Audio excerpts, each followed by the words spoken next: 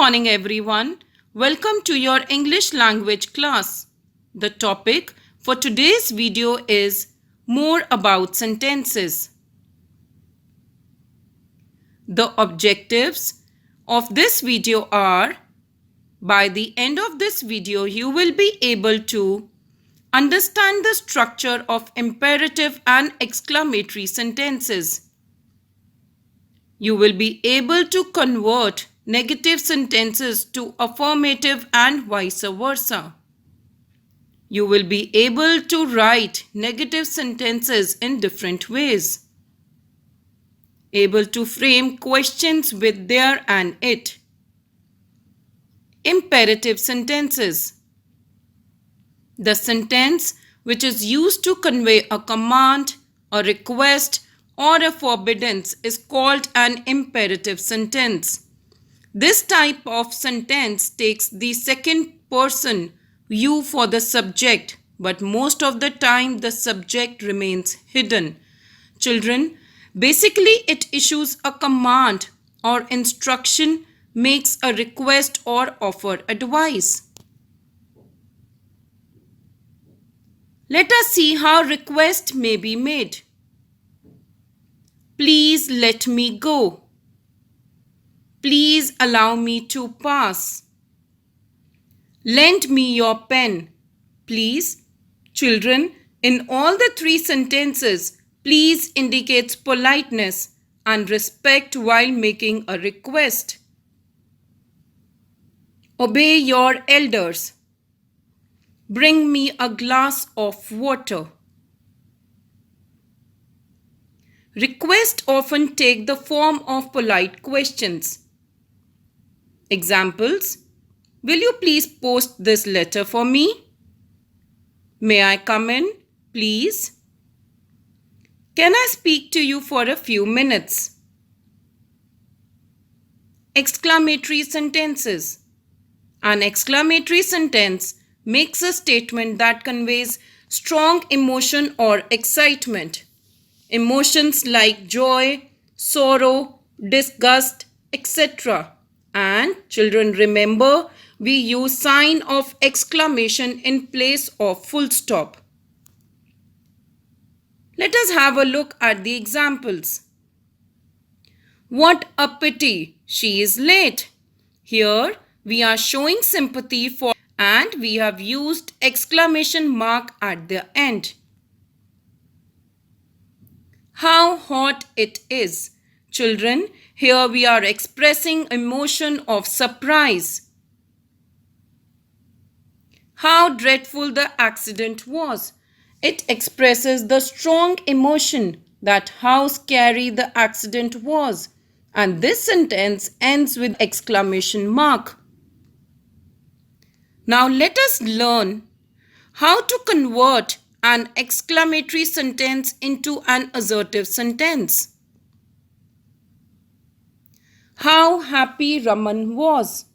Children, an assertive sentence begins with the subject. So, we take the subject from the sentence and write it in the beginning. The subject of this statement is Raman. Children, subject is followed by the helping verb and verb. In this case, the verb is was. So, we will write down was. Now, what is said in this statement about Raman? Yes, Raman was happy. So, we will write happy. Now, children, while converting an exclamatory sentence into assertive sentence, we must add a word to show the degree of happiness. In simple words, we have to show in our statement how much happy was Raman. So children, our answer would be Raman was very happy. An exclamatory sign will change into full stop. Let's take another example for better understanding. How cold it is. We will begin with it, followed by verb is, and we will add very in the statement to show the degree. So our answer will be, it is very cold. Let us consider another example. What a noise you make. You is the subject. Make is the verb. So, children, our answer will be you make a very great noise. Words very great are added before noise to show how much noise is being made. Negative sentences. Negative sentences are declarative statements. That is, they relay information believed to be true. Negative sentences are typically formed by adding the word not after the helping verb. Let us consider few examples. She cannot read or write. Now, children, this sentence is formed by adding not to the helping verb can. So, it is a negative statement. They had nothing to eat. In this sentence, the word nothing makes the statement negative. I can bear this pain no longer. The word no changes the positive sentence into negative sentence. Negative sentences can be written in two ways. The first one, I do not know either Sita or Leela. I know neither Sita nor Leela. Children, both the statements are correct. Look at the first sentence.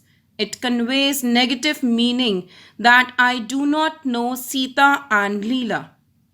The second sentence also conveys the same meaning. So, negative sentence can be written in both ways, where the meaning remains the same. Look at the second example for better understanding. She cannot read or write. She can neither read nor write. Now, in these sentences, the meaning conveyed is exactly the same, that she cannot read and write. Now, let us understand the conversion of affirmative sentences into negative sentences and vice versa. There are many girls in our school. Here, by adding not after the helping verb are, the sentence changes to negative. So, children, what would be the answer? Yes, the answer will be there are not many girls in our school. Look at the second example. There is milk in the jug. By adding no in this statement, the affirmative sentence will change into negative. So our answer will be there is no milk in the jug. Everybody knows it.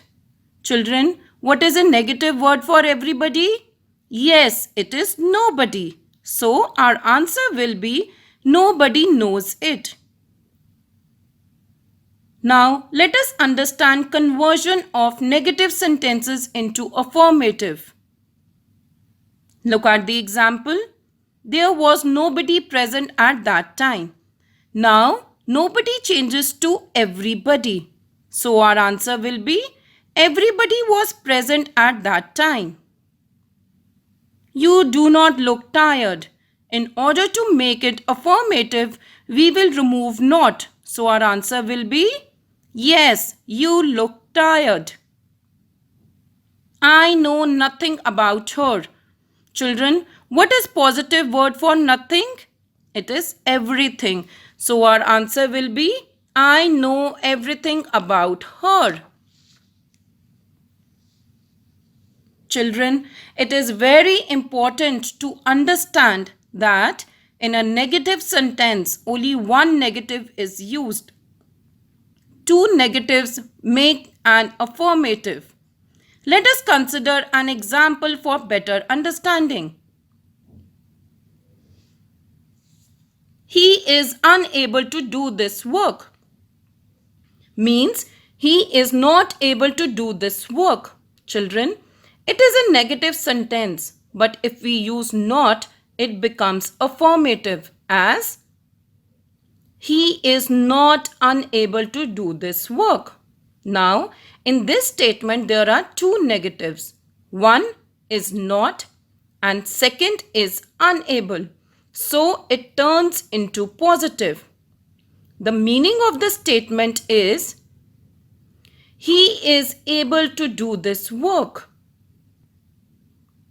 Questions with there and it.